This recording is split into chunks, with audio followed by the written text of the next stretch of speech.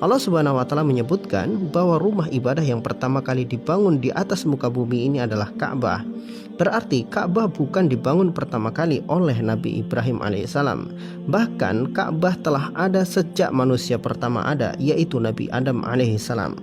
Para ulama berselisih pendapat tentang siapa yang pertama kali membangun Ka'bah. Sebagian ada yang mengatakan yang membangun adalah Nabi Adam alaihissalam, sebagian lagi mengatakan yang membangun adalah para malaikat. Adapun Nabi Ibrahim alaihissalam disebutkan hanya meninggikan bangunan pondasi Ka'bah. Dalam ayat yang Allah Subhanahu wa taala firmankan, dan ketika Ibrahim meninggikan pondasi-pondasi dari Baitullah bersama Ismail, wahai Tuhan kami, terimalah dari kami, sesungguhnya Engkau yang Maha mendengar lagi Maha mengetahui. Surat Al-Baqarah ayat 127. Di dalam ayat ini Allah Subhanahu wa taala menjelaskan bahwa Nabi Ibrahim tidak membangun Ka'bah tetapi meninggikan pondasi-pondasi Ka'bah, yang artinya pondasi Ka'bah telah ada sebelum Nabi Ibrahim alaihissalam. Ka'bah dulunya adalah rumah ibadah hingga beberapa generasi. Kemudian ketika manusia-manusia mulai menyembah berhala, maka Ka'bah pun ditinggalkan. Para peneliti telah memberikan bukti bahwa dahulu daerah Mekah dan Jazirah Arab adalah daerah yang hijau dan subur. Di sana menjadi pusat peradaban kuno dan juga tempat yang penuh dengan tumbuhan. Para peneliti dari University of New South Wales, Sydney, menerangkan bahwa di masa lalu Arab Saudi bukanlah tanah yang gersang, tetapi tanah yang subur dan dipenuhi dengan hutan. Fosil-fosil yang ditemukan di sekitar gurun pasir Saudi menunjukkan bahwa dahulu gurun itu pernah dihuni oleh ribuan mamalia dan tumbuhan-tumbuhan hijau. Lalu apa hubungannya hasil penelitian ini dengan Ka'bah? Penemuan ini memperkuat bukti bahwa Ka'bah dulu adalah pusat peradaban di masa lampau. Orang-orang yang hidup jauh ribuan tahun sebelum Nabi Ibrahim alaihissalam telah tinggal di Arab Saudi dan menjadikan Ka'bah sebagai sentral peribadatan mereka. Jika Ka'bah dan daerah sekitarnya dulunya adalah tanah yang subur, tentunya ada peradaban yang terbentuk di sana. Maka sangat logis jika Allah Subhanahu wa taala sampaikan bahwa Ka'bah adalah rumah ibadah pertama yang dibangun di bumi bagi manusia. Logis karena di masa lalu Ka'bah, Mekah adalah daerah yang sangat subur. Pembangunan ulang Ka'bah oleh Nabi Ibrahim alaihissalam adalah setelah beliau meninggalkan Hajar dan Ismail di padang gersang itu berdua atas perintah Allah Subhanahu wa taala. Mulanya Hajar yang ditinggalkan di padang gersang itu kebingungan bagaimana bisa ia akan makan dan minum di atas tanah yang tumbuhan tidak tumbuh. Tetapi karena keyakinan kepada Allah Subhanahu wa taala adalah pondasi kehidupan beliau, maka beliau tetap yakin bahwa Allah tidak akan meninggalkan Hajar dan Ismail mati karena haus dan lapar. Maka ketika persediaan air telah habis, bahkan air susu Hajar tidak lagi keluar, Ismail yang kehausan menangis meronta-ronta. Hajar pun panik sehingga ia berlari antara bukit Sofa dan Marwa sebanyak 7 kali mencari air dan melihat kalau ada rombongan kafilah dagang yang lewat. Namun atas izin Allah Subhanahu wa taala, dari pijakan kaki Nabi Ismail alaihissalam yang menangis kehausan itu keluarlah mata air yang saat ini dikenal sebagai air Zam-Zam.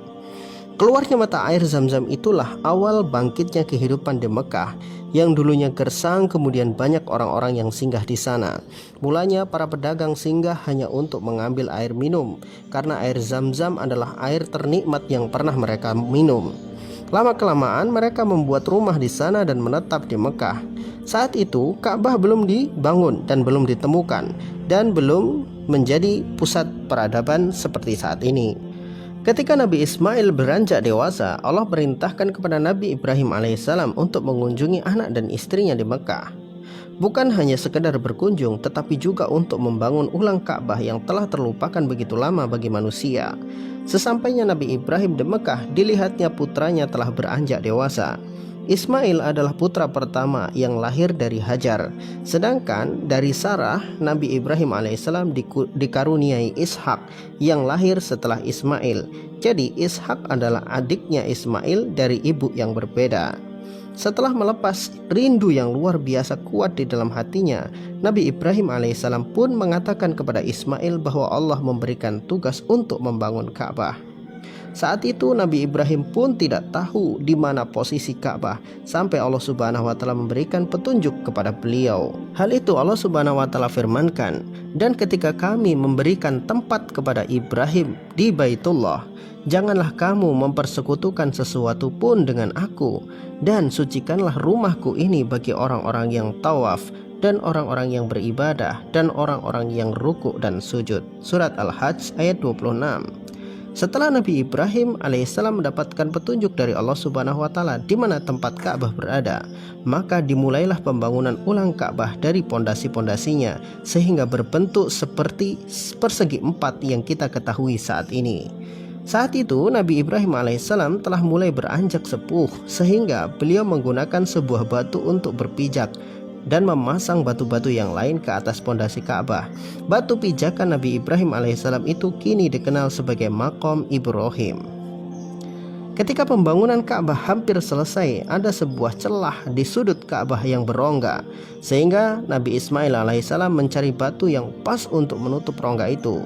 Maka Nabi Ismail alaihissalam diberikan sebuah batu dari surga oleh malaikat Jibril. Batu itu berwarna putih dan berbau harum. Namun karena dosa-dosa manusialah yang membuat batu itu sekarang menjadi berwarna hitam. Hajar Aswad bukanlah berhala yang disembah, tetapi dia adalah tanda dimulainya tawaf dan akhir dari tawaf. Seorang yang melakukan haji atau umroh akan memulai tawafnya dari sudut Hajar Aswad berada dan mengakhiri di tempat itu pula. Itulah fungsi dari Hajar Aswad. Adapun mencium Hajar Aswad adalah untuk mengingat bahwa dahulu batu itu berasal dari surga dan diberikan kepada manusia mulia yaitu Ibrahim dan Ismail. Dan batu itu juga pernah diangkat oleh tangan manusia paling mulia di muka bumi ini yaitu Nabi Muhammad SAW saat renovasi Ka'bah ketika umur Nabi Muhammad 35 tahun. Adapun mencium Hajar Aswad bukanlah wajib tetapi hanya opsional saja. Siapapun boleh dan kalau tidak juga tidak masalah.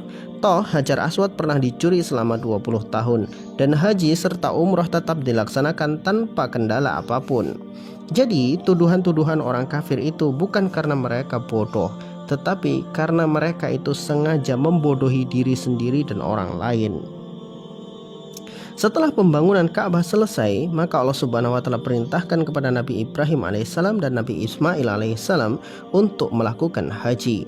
Hal ini Allah Subhanahu wa taala firmankan di dalam ayatnya, "Dan serulah manusia untuk mengerjakan haji, niscaya mereka akan datang kepadamu dengan berjalan kaki dan mengendarai unta yang kurus yang datang dari segenap penjuru yang jauh." Surat Al-Hajj ayat 27-28. Jadi haji telah dilakukan sejak zaman Nabi Ibrahim alaihissalam. Sebagai umat Islam, kita harus faham tentang sejarah, karena sejarah itulah asal-usul kita.